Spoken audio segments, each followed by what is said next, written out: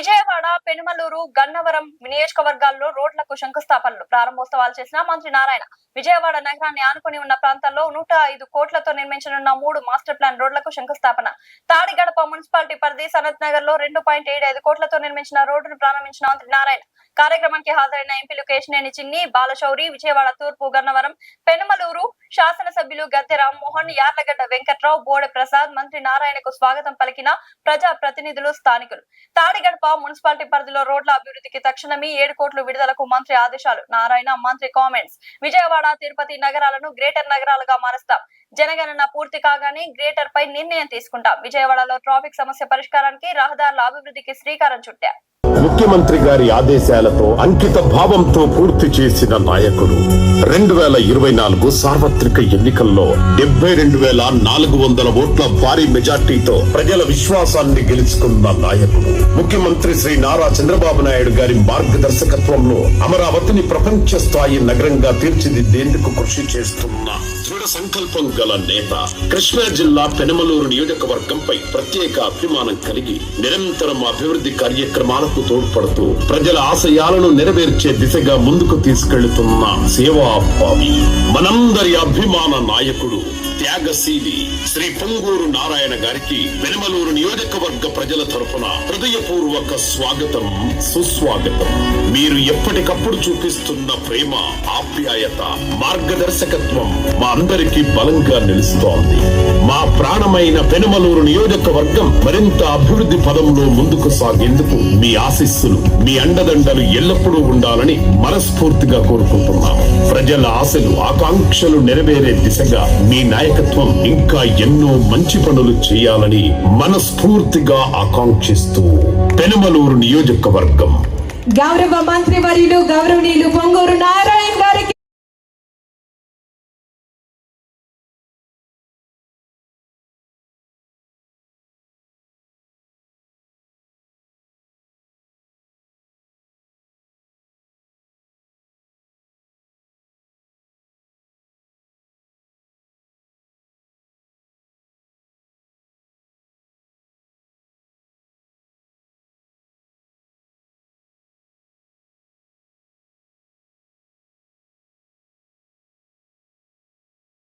అధ్యక్షులు, పెనుమలూరు శాసనసభ్యులు గౌరవనీయులైన బోడే ప్రసాద్ గారికి, అదేవిధంగా వేదికను అలంకరించిన మచిలీపట్నం పార్లమెంటు సభ్యులు గౌరవనీయులైన బాలశౌరి గారికి, చక్కటి రోడ్డుని, ఎంతో కాలం నుంచి ఇబ్బందులు పడుతున్న రోడ్డుని చాలా చక్కగా ఈరోజు ఇక్కడ శాసనసభ్యులు చేసి మమ్మల్ని పిలిచి ఇనాగ్రేషన్ చేశారు. అయితే ఒక విషయం చెప్తాను, నేను బోడే ప్రసాద్ గారు ఎవరైనా పిలిస్తే, ఎప్పుడన్నా పిలిస్తే రావటానికి ఇష్టపడను.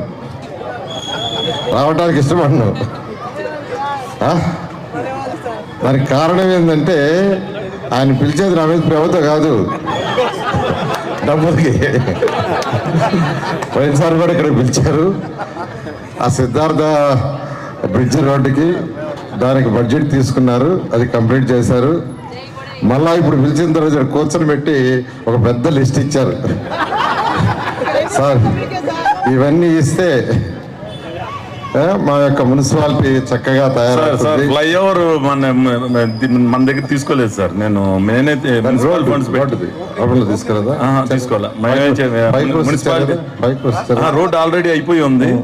కింద డ్రైనేజీలు మేము కట్టి మీ చేతుల మీదకి ఓపెన్ చేయించి తర్వాత ఇప్పుడు ఒక పెద్ద లిస్ట్ ఇచ్చారు. ఈ రోడ్డు ఏదైతే ఉందో దాని కంటిన్యూషన్ పూర్తి చేయమని, అదేవిధంగా ఆ డ్రైనేజ్ అని. సరే, ఏదైనా ఈరోజు ప్రజలు, మున్సిపాలిటీలో ఉన్న ప్రజలు, మున్సిపాలిటీలో కదా ఎక్కడైనా ప్రజలు కోరుకునేది ఏంటంటే ప్రతిరోజు వాళ్ళు కోరుకునేది చక్కగా తాగటానికి మంచినీరు, స్వచ్ఛమైన నీరు. అదేవిధంగా ప్రతిరోజు ఇంట్లో నుంచి వచ్చే ఏదైతే వేస్ట్ ఉందో, ఇంటి నుంచి కానీ, స్కూల్స్ నుంచి కానీ, హాస్పిటల్ నుంచి కానీ, కమర్షియల్ నుంచి కాంప్లెక్స్ ఇచ్చేదాన్ని బయటికి పంపించడం. ఆ తర్వాత యూజ్డ్ వాటర్, ఏదైతే బాత్రూముల్లో అయినా, కిచెన్లో అయినా, టాయిలెట్స్లో అయినా వాడిన వాటర్ మళ్ళీ బయటకు వస్తే డ్రైన్స్లో బయటకు పంపించడం, దాన్ని కూడా ట్రీట్ చేసి బయటకు వదలటం. ఆ తర్వాత చక్కటి రోడ్లు, ఆ తర్వాత లైట్లు. ఫస్ట్ ప్రజలు కోరుకునేది ఇవి. ఇది అయిన తర్వాత పార్కులు, కమ్యూనిటీ హాల్స్, స్కూల్స్, హాస్పిటల్స్ ఇలా అనేకమైన కోరుకుంటారు.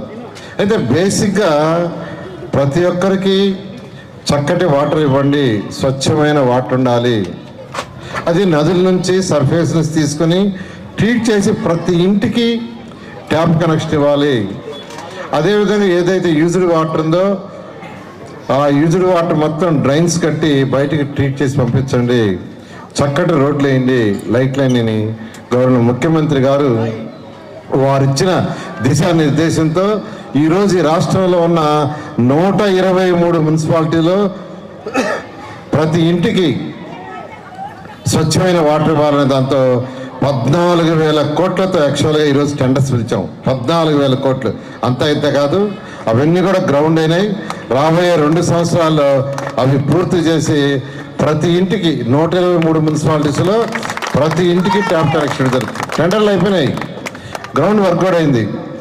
అయితే అది అయిన తర్వాత ముఖ్యమంత్రి గారితో అడిగాను, సార్ మీరే చెప్తున్నారు కచ్చా డ్రైన్స్ ఉన్నాయి, పెద్ద పెద్ద మీ కాన్స్టిట్యున్సీలు అయితే చాలా చూశాను, 5 అంతస్తులు 6 అంతస్తుల భవనాలు ఉన్నాయి, దాని పక్కనే చూస్తే కచ్చా డ్రైన్స్ ఉన్నాయి. ఒకసారి బోడే ప్రసాద్ కూడా అడిగాను, ఇంతంత భవనాలు కట్టారు ఇంకా కచ్చా డ్రైన్స్ ఏందని. డబ్బులు లేవు సార్ అన్నారు. మీరు డబ్బులు ఎన్ని చేస్తామన్నారు.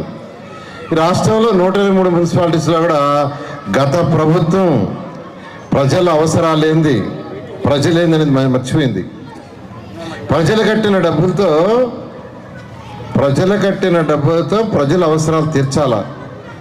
లోకల్ బాడీది, లోకల్ బాడీలో మనకున్న రాజ్యాంగంలో ఇచ్చింది ఏంటంటే ఏ మున్సిపాలిటీకి ఆ మున్సిపాలిటీ ట్యాక్స్లు వేసుకొని వాళ్ళ కౌన్సిల్లో పెట్టుకొని కౌన్సిల్లో డిస్కస్ చేసి ఎక్కడ రోడ్డు వేయాలా, ఏ వార్డుకి వాటర్ ఇవ్వాలా, ఎక్కడ ఏం కట్టాలని నిర్ణయించుకోవాలా. వాళ్ళ డబ్బులు వాళ్ళ దగ్గర ఉండాలా. కానీ గత ప్రభుత్వం అది మర్చిపోయింది.